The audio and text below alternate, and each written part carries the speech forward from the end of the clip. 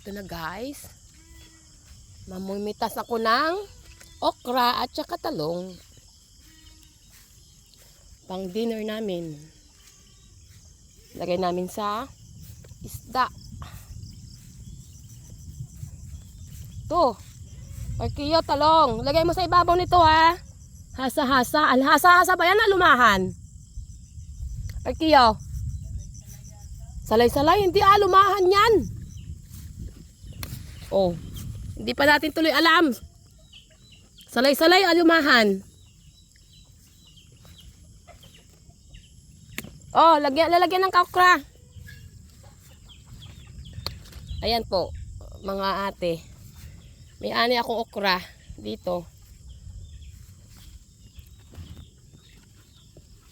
Oh, wala naman talong.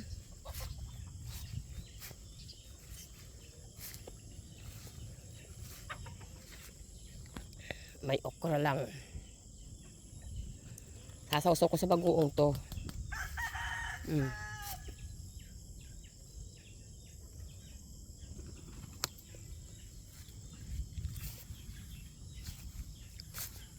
Yan.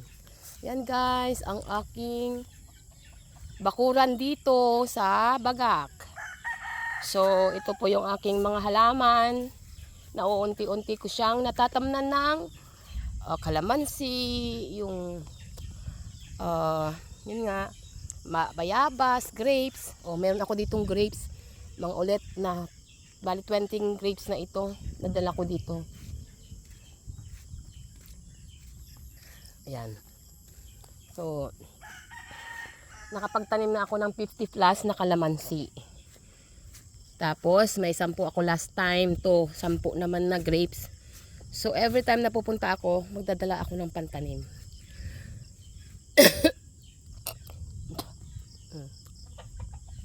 Yung grapes na yan,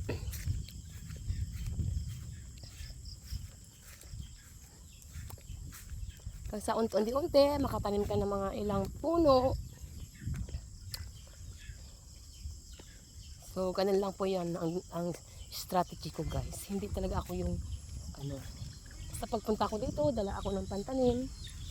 Kasi mapuno natin yung mga dapat natin tamnan.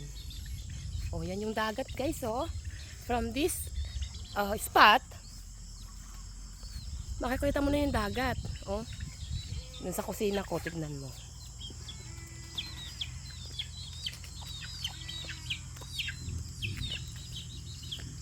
Pasok tayo sa kubo ko, mga ate. Ito yung kubo ko dito.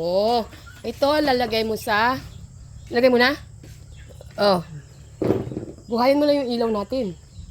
So, ito po yung aking bedroom. Yan. From this spot, tingnan natin. Kitang-kita po yung dagat. Di ba? Siguro dito natin ilagay yung yung black. Yung nasa kasakyan. Para diyan lagay tayo diyan ng table, pwedeng nakainan. Diba meron tayo sa sa bahay. Dalhin natin diyan. Ayan po yung dagat, Yun, makikita mo from this area, makikita mo po yung nuclear plant, yung Bataan nuclear plant. Ayan. Yan po. Kitang-kita nyo pa. Yan. So, yan po. Yan po yung area dito. So, hanggang doon po.